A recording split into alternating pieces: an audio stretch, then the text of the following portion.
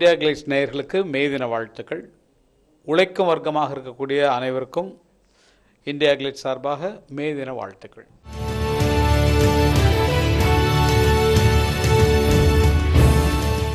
ஒவ்வொரு வேலையுமே ஒரு ஸ்ட்ரகிள் தான்மா, முடிகிற வரைக்குமே. ஒரு பாட்டு எழுதுறதா இருக்கட்டும், இல்லை மியூசிக் பண்ணுறதா இருக்கட்டும், வேலை இல்லாமல் ஸ்ட்ரகிள் பண்ணதுன்னு எனக்கு இல்லை. எனக்கு நினைவு தெரிஞ்சு ஏதாவது ஒரு ஸ்டேஜில் நிற்பேன், ஏதாவது வாழ்க்கை போராட்டங்களுக்காக ஸ்ட்ரகிள் பண்ணதுன்னு பர்சனலாக சில விஷயங்கள் இருந்தாலும் அது சினிமாவுக்கு ஒத்து வராது. அது சுய வாழ்க்கையில் நடந்த ஒரு பாதிப்புகளையோ இல்லை தடைகளையோ உங்களுக்கு சொல்வது இன்ட்ரெஸ்டிங்காக இருக்காது. எங்களை நீங்கள் சினிமாவில் பார்த்துட்ருக்கீங்க. சினிமாவில் வேலை இல்லை என்றாலும் மக்கள் முன்னால் நிற்கக்கூடிய வாய்ப்பு எனக்கு கிடச்சிருக்கு. அன்றிருந்து இன்று வரை எனக்கு நான் மியூசிக் பண்ணுறனோ பாட்டு எழுதுறனோ எதுவுமே இல்லைன்னா கூட மேடையில் நின்று ஜனங்களை பார்த்துட்ருக்கேன். அவங்க கேட்குற பாட்டை பாடிட்டுருக்கேன். இன்றைக்கி வரைக்கும் கங்கை மரன் இருக்கேன்னா அது எந்தவித இழப்பும் இல்லாமல், எந்தவித எல்லாம் வாழ்க்கை பிரச்சனை விட்டுருக்கேன். தொழில் ரீதியாக அன்றைக்கிருந்து இன்றைக்கு வரைக்கும் கடவுள் என்னை எப்படி பிரைட்டாக வச்சுக்கணுமோ அதே மாதிரி பிரைட்டாக வச்சுருக்கிறேன். அதுக்கு இறைவனுக்கு தான் நன்றி சொல்லணும். சினிமாவில் முதல்ல பண்ண வேலை ரிதம் கிட்டார் பிளேயர். நிறைய ஃபிலிம்ஸுக்கு வாசிக்கிறேன். எது முதல்ல வாட்சேன்னு தெரியல எனக்கு. அதே மாதிரி தேவராஜ் மாஸ்டர்கிட்ட மலையாள படங்களுக்கு வாட்சிட்டு பண்ணிக்கிறேன்.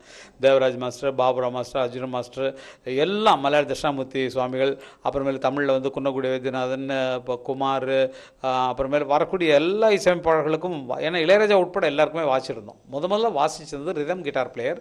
வாங்குகிற சம்பளம் ஏறக்குறைய ஒரு 25 ரூபா இருக்கும். 25 rupees ஒரு பாட்டுக்கு. யாருக்கு செலவுப்படுறதா? எல்லாம் என்னம்மா பஞ்சத்துலேயும் பசிலையும் அடிபட்டு கிடந்த ஆட்கள். யார் சம்பாதிச்சாலும் மொத்தமாக கொண்டு வந்து எங்கள் அண்ணன் பாஸ்கர்கிட்ட கொடுக்கணும். அது 4 பேர் பங்கு வச்சு, யார் பாரதிராஜா, இளையராஜா, எங்கள் அண்ணன் பாஸ்கர், நாங்கள் 4 பேர் யார் சம்பாதிச்சாலும் அவர்கிட்ட கொண்டு வந்து கொடுக்கணும். அவருக்கு சாப்பாடு பொறுப்பு, மற்ற கணக்கு வழக்கெல்லாம் அவர் பார்த்துக்குவார். அப்படிங்கிற மாதிரி தான் இருந்தது. அதுதான் அங்கே போயிட்டு அதுக்கப்புறம் நான் நல்லா சாப்பிட்றது. ஏன்னா அப்போ இளையராஜா வேலை செஞ்சுட்டு இருந்தார். அப்போது அந்த மாதிரி மொத்தமாக கூட்டு குடும்பமாக 4 அண்ணன் தம்பிகள் மட்டுமே வாழ்ந்த காலங்கள். பணப்பொறுப்பெல்லாம் எங்கள் அண்ணன் பாஸ்கர்ட்ட இருக்கும். அவர்கிட்ட தான் கொடுத்துட்டு ஏதாவது செலவுக்கு வேணால் வாங்கிக்குவோம், அவ்வளோதான். ஒன்றும் கற்றுக்கலம்மா, ஒன்றுமே நிஜமாக கற்றுக்கல.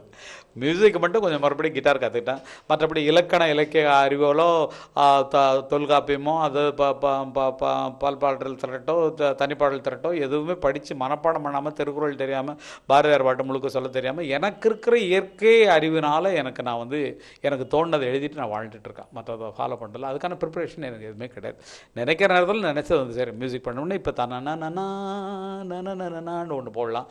இது எதற்கோ அது இதற்கோன்னு என்னத்தையோ போடலாம் வார்த்தை. அந்த மாதிரி அந்தந்த ஸ்பாட்டில் நமக்கு என்ன கிடைக்குதோ அதுதானே தவிர அதுக்கான பயிற்சிகள் எதையுமே நான் எடுத்துக்கல. இசையமைப்பில் இளையராஜாவுக்கு பக்கத்தில் இருந்து தான் தெரியும்.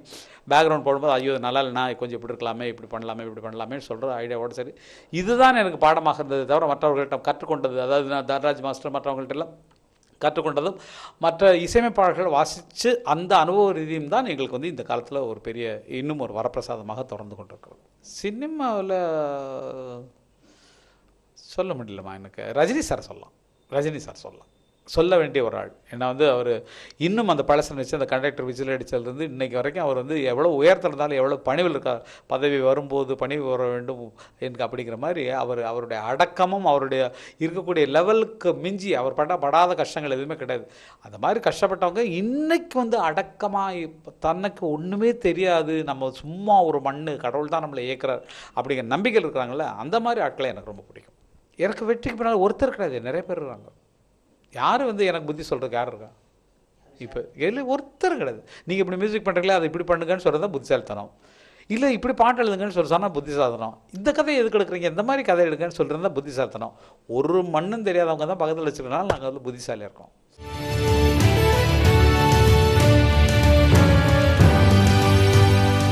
சினிமாவில் பாட்டு, சண்டை, காதல், அடிதடி எங்கே மாறி இருக்குது?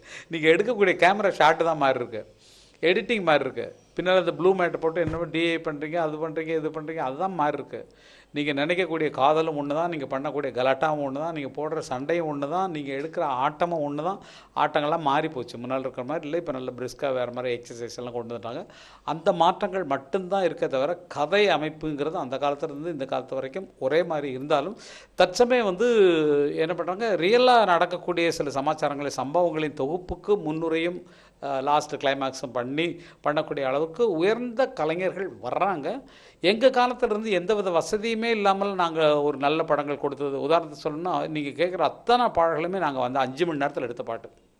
இளமை என்னும் பூங்காற்று எனி சாங் 5 மணி நேரத்தில் எழுதி அங்கே ரிஹர்சல் பண்ணி அங்கேயே வாய்ஸோடு கேட்ட பாடல்கள். இன்றைக்கு அந்த மாதிரிலாம் முடியாது. டெக்னிக்கல் வளர்ந்துருக்கனால நீங்கள் ஸ்லோவாகிறீங்க. கம்ப்யூட்டர் ஃபாஸ்ட்டுக்கு தான் இருக்குது. கம்ப்யூட்டர் என்பது ஃபாஸ்ட்டுக்கு தான் இருக்குது. இப்போ நான் பேசுகிறேன் உடனடியாக நீங்கள் கேட்குறீங்க. அந்த காலத்தில் இல்லை. இவ்வளோ வசதிகளை வச்சுட்டு எதுக்கு ஒரு படத்தை வந்து இத்தனை வருஷமாக எடுக்கிறீங்க அப்படிங்கிறது தான் என்னுடைய கேள்வி. எனக்கு தெரியாது, எனக்கு அந்த டெக்னிக்கல் ப்ராப்ளம் தெரியாது.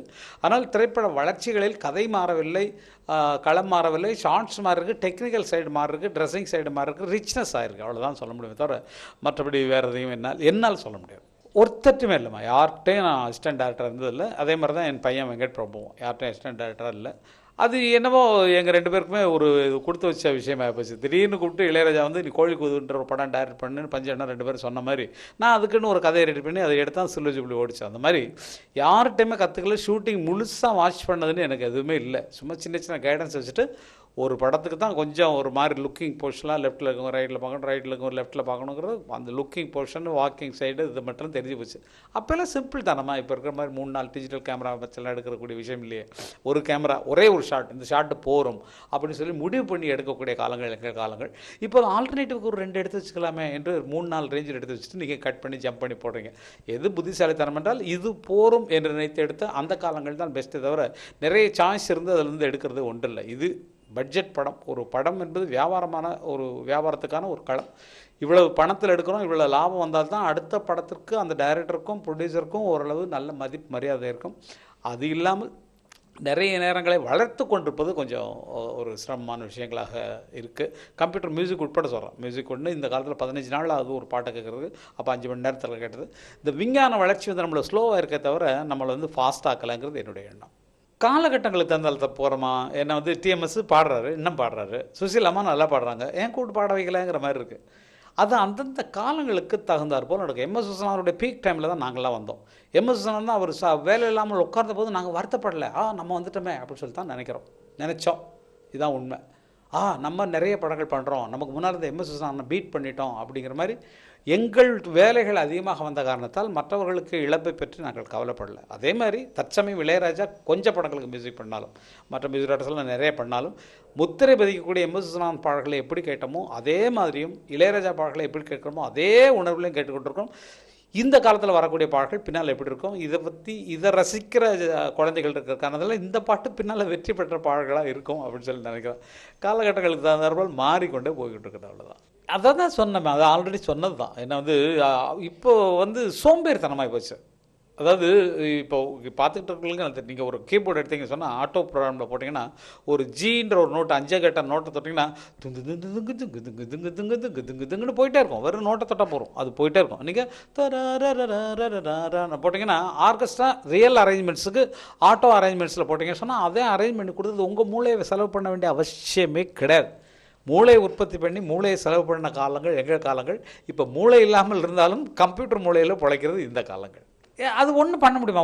நம்ம தலையெழுத்துக்கிட்ட சகிச்சு தான் ஆகணும். எப்படி அந்த காலங்களில் இருந்து, அந்த காலத்தில் ஆபாச பாடல்கள் இருந்தன. இலைமறை நான் காதல் என்னும் கவிதை சொன்னேன், கட்டிலின் மேலே அந்த கருணைக்கு நான் பரிசு தந்தேன், தொட்டிலின் மேலேன்னு சொல்லி மறைமுகமாக சொன்ன காலங்களும் உண்டு.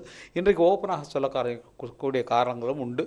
ரெண்டையும் அந்த காலத்தில் எப்படி அந்த வயசில் ஏற்றுக்கிட்டோமோ இந்த காலத்தில் இந்த குழந்தைகளுக்கு முன்னேற்பாடாகவே எல்லாத்தையுமே நம்ம சொல்லிக் கொடுக்க வேண்டிய சூழ்நிலை. ஏன்னா வந்து இப்போ ஹைஸ்கூல்லே மற்ற நாடுகள்லேயும் பார்த்திங்கன்னா ஹைஸ்கூல்லையே வந்து செக்ஸ் பாடங்கள் எப்படின்னு சொல்லிக் கொடுக்குற அளவுக்கு ஓப்பன் ஆகிப்போச்சு. எப்படி செக்ஸில் நடந்துக்கணும், குழந்தைங்களை எங்கே தொடக்கூடாது என்னன்றதை இப்போவே கற்றுக் கொடுக்குறாங்க. அந்த காலத்தில் இருந்துச்சா? இல்லை. எல்லாம் இனிமேல் மாறத்தான் செய்யும். இந்த காலத்தில் போடுற பாடல்கள் நமக்கு பிடிக்கவில்லை என்றாலும் நமது குழந்தைகளுக்கோ பேரன் பேத்திகளுக்கோ அடுத்த வாரிசுகளுக்கோ அது நிச்சயமாக பிடித்தான் ஆகும். ஏன்னா அந்த மைண்டை நம்ம திணிச்சிட்டோம். இந்த பாட்டு தான் நல்ல பாட்டு திணிச்சனால அதை கேட்டு தான் தெரியும். அது ஒன்றும் மோசமான பாட்டு இல்லை. எது பாப்புலராக அர்த்தம் இருக்கும். அதுக்கு நம்மளாம் குறை சொல்லி ஒன்றும் பிரயோஜனம் கிடையாது. எங்கள் காலத்தில் நாங்கள் வந்தபோது சொன்னாங்க, மச்சான பார்த்தீங்களா வந்துட்டாங்கடா, ஏதோ மோளம் அடித்த மாதிரி ஒரு குரூப் வந்திருக்குன்ற மாதிரி சொல்லி திட்டம் தான் செஞ்சாங்க. அதுக்கப்புறம் வழக்கமாக கேட்டுலையே எல்லாம் பழக்கப்படுவதற்கு கொஞ்சம் நாளாகும். இந்த இசைக்கு பழக்கப்பட்டு கொண்டிருக்கிறார்கள் இளம் சந்ததியர்கள்.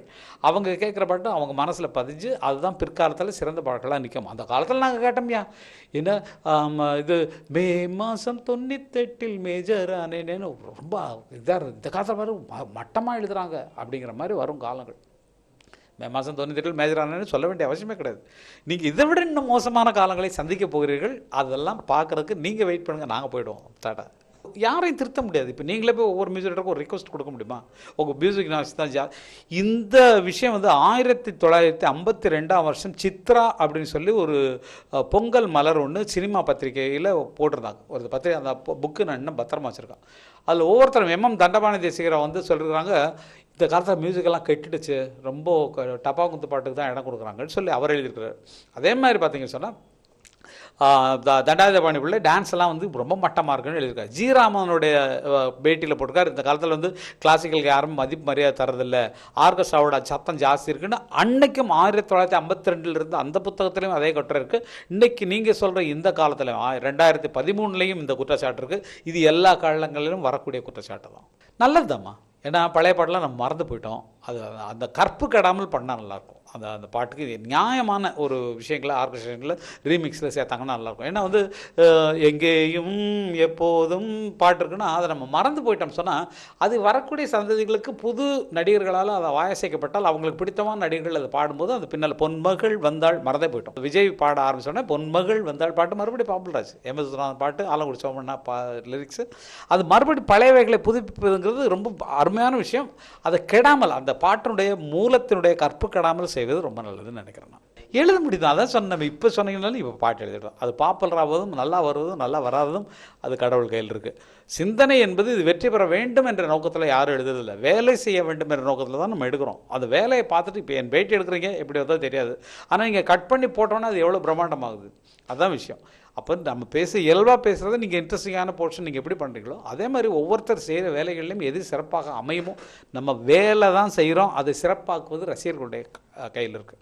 அவங்களால தான் நமக்கு வந்து அடையாளம் காட்டப்படுறோம். இது நல்லா இருக்குது, இந்த பாட்டில் 5 பாட்டு போடுறோம், இந்த பாட்டு நல்லா இருக்குன்னு அவங்க தான் சொல்கிறாங்களோ, நமக்கு 5 பாட்டுமே நல்லாயிருக்கும். ஆனால் அந்த உழைப்பு அப்படிங்கிறத மட்டும்தான் நினைக்கிறத விட பலனை நினச்சி வேலை செஞ்சோம் சொன்னால் சரியாக இருக்குது. இன்றைக்கி இந்த சம்பளத்துக்கு நமக்கு வேலை கொடுத்துருக்காங்க, அந்த வேலையை உருப்படியாக செய்வோம்னு நினச்சிட்டோம்னா எல்லாமே நல்லா அமையும். என்னுடைய ஸ்ட்ரென்த்து பேசுகிறது, என்னுடைய வீக்னஸ் பேசுகிறது. என்னை பற்றி தான் நல்ல விமர்சனம் தானே வந்திருக்கு, என்னை பற்றி மோசமான விமர்சனங்கள் வரல, சந்தோஷம்.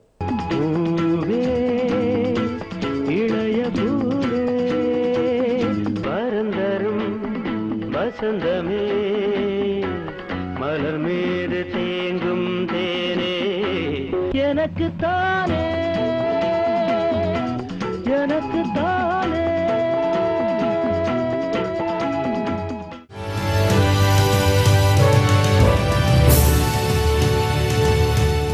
டாமினேஷன் சொல்ல முடியாதுமா, அதிக நேயர்கள் விருப்பம் சொல்லலாம்.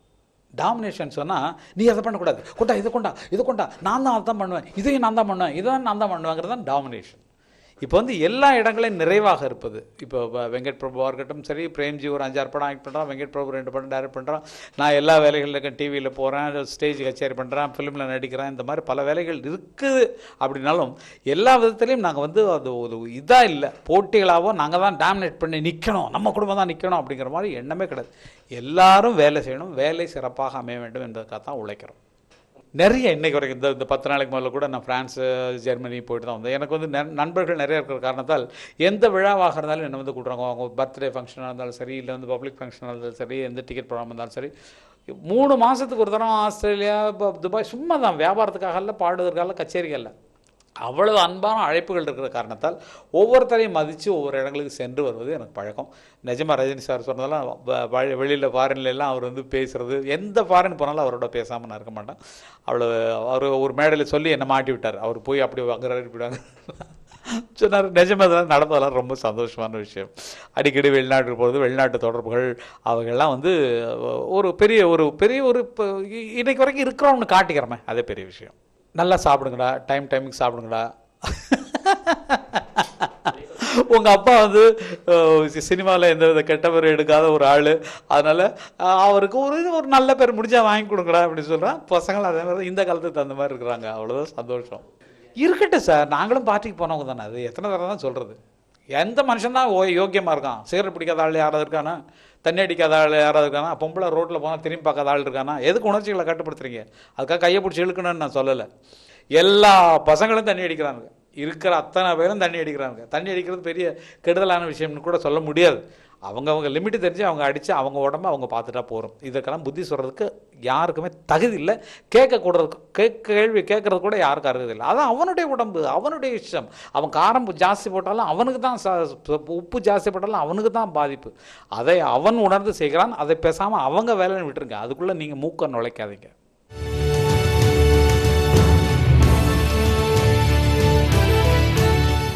சின்சியராக இருங்க. சின்சியராக இருக்கிற மாதிரி நடிக்காதீங்க. அதான் எனக்கு, அதாவது ஒரு சில பேட்டிகளாக பார்க்குறேன் புது படம். இந்த படத்துக்காக நான் எவ்வளோ ஒர்க் அவுட், நீ முதல்ல டைரக்டர் சொன்னதை நடித்தாலே போகிறோம், நீ என்னத்துக்கு அதுக்குள்ளே ஒர்க் அவுட் பண்ணணும்? அவன் தான் கதை எழுதி வச்சுருக்கான், வசனம் எழுதி வச்சுருக்கான், கேமரா கரெக்டாக வச்சுருக்கான், எப்படி அடுத்த ஆள் பேசுனாங்க அட்மாஸ்பியர்லாம் சரி பண்ணி வச்சுருக்கான். இதில் ஒன் கான்சன்ட்ரேஷன் என்ன? அவர் சொல்கிறத நீ உருப்படியாக ஒப்புச்சா போகிறோம். பண்ணிவிட்டு வந்துட்டு பேட்டியில் மட்டும் சொல்லுவாங்க அந்த ஸ்டோரி நான் கேட்கும்போது தெர் இஸ் அப்படிங்கிற மாதிரி சொன்னோன்னு நமக்கு வெறுப்பாக இருக்குது. அது ஏன்னா பணிவில்லை வரக்கூடியவங்கள்ட்ட பணிவில்லை. பணிவோடு நடந்துட்டு இன்னும் அருமையாக வரக்கூடிய சந்தர்ப்பங்களை எடுத்துகிட்ட பண்ணாங்கன்னா ரொம்ப நல்லாயிருக்கும். பணிவு. ஒரு படத்தில் பெரிய ஆள் ஆகிட்டோம்னா பெரிய ஆள் கிடையாது. அடுத்த படத்தில் தூக்கி போட்டாங்கன்னா கீழே தெருவில் கிடக்கணும். அதனால் எல்லா நேரமும் அவரிடமும் ஒரே மாதிரி நடந்து கொள்வது ரொம்ப நல்லதுன்னு வரக்கூடிய புதுமுகங்கள் அத்தனை பேருக்கும் சொல்கிறோம். வர நேரத்தில் சுருட்டுறது நினைக்கக்கூடாது. வேலையை திருத்தமாக செய்யுங்க, அவ்வளோதான். உழைப்புங்கிறது ரொம்ப முக்கியமான ஒன்று. வேலை நம்மளாக சொந்தமாக க்ரியேட் பண்ணி செஞ்சாலும் சரி, அதாவது மியூசிக் பண்ணுறதா இருந்தாலும் சரி, எழுதுறதா இருந்தாலும் சரி, இதெல்லாம் தனிப்பட்ட வேலைகள். ஆனால் ஒரு குரூப்பில் வேலை செய்யும்போது, ஒரு தொழிலாளர்கள் மொத்தமாக வேலை செய்யும்போது அது உணர்வுகள் ஒரே மாதிரி இருக்கும். தனிப்பட்ட வேலைகளில் தனி உணர்வு செயல்படும். அதாவது இளையராஜா மாதிரி, ஏஆர் ரஹ்மான் மாதிரி இருக்கக்கூடியவங்களுக்கு தனிப்பட்ட முறையில் அவர்கள் உழைப்பு இருக்கும். அது பொதுவாக வரும்போது அந்த உழைப்பும் சேரும். அது மாதிரி எந்த வேலையாக இருந்தாலும் சரி, அதை உழைப்பினால் வாழ வேண்டும் என்ற எண்ணம் கொண்ட ஒவ்வொருவரும் நிச்சயமாக மேலே வருவார்கள் என்பதற்கு நிச்சயமாக பல உதாரணங்களை உங்களுக்கு சொல்லலாம். இந்த அருமையான மே தினத்தில் உங்களை உழைக்கக்கூடிய அத்தனை வர்க்கத்திலையும் உழைக்கக்கூடிய ஒரு ஆளாக இந்த வயசுலையும் நான் வந்து உழைச்சிட்ருக்கோம் அப்படின்னா அந்த வயசு ஒன்றும் பெரிய ப்ராப்ளம் இல்லை. எல்லா நேரமும் நமது உழைப்பில் நம்ம வாழணும், நமது உழைப்பில் 10 பேருக்கு நம்ம ஹெல்ப் பண்ணணும் அப்படிங்கிற எண்ணத்தோடு வாழ்வது தான் மிகச்சிறந்த வாழ்வு. ஏன்னா நம்ம செய்கிற வேலை, இப்போ நீங்கள் எடுத்துக்கிட்டீங்கன்னா நாங்கள் உழைக்கிறோம் அப்படின்னு சொன்னால் நாங்கள் கூலிக்கு தான் உழைக்கிறோம், சும்மா உழைக்கல. இளையராஜா படத்துக்கு மியூசிக் பண்ணுறாருன்னா சும்மா பண்ணல, ஃப்ரீயாக பண்ணல, எத்தனையோ கோடிகள் வாங்கிட்டு தான் பண்ணுறாங்க. அந்த வேலை செய்தாலும் அந்த சாதனையாக்குவது நீங்கள். ஆகையால் எங்கள் உழைப்புக்குரிய பலனை உங்கள் பாராட்டுதல் மூலமாக செய்கிறீர்கள். அது எங்கள் உழைப்பு இன்னும் பெருசாகும். ஆகையால் உழைக்கக்கூடியவர்கள் சுய சிந்தனையோடு இன்னும் மென்மேலும் பெரிய லெவலுக்கு வரக்கூடிய அளவுக்கு உங்கள் சிந்தனைகளை உயர்த்த வேண்டும். மேலும் மேலும் மேலும் மேலும் உழைத்து மேலே வந்து பல பேருக்கு உழைப்பை கொடுங்கள், பல பேருக்கு வேலை வாய்ப்பை கொடுங்கள் என்பதை தெரிவித்துக்கொண்டு இந்த நேரத்தில் என்னை அழைத்து இந்த உங்களோட பேசக்கூடிய ஒரு வாய்ப்பை தந்து இந்தியா இங்கிலீஷ்க்கு என்னுடைய மனமார்ந்த நன்றிகளை கூறி மீண்டும் வருவேன், அப்பப்போ சந்திப்பேன். நன்றி, வணக்கம்.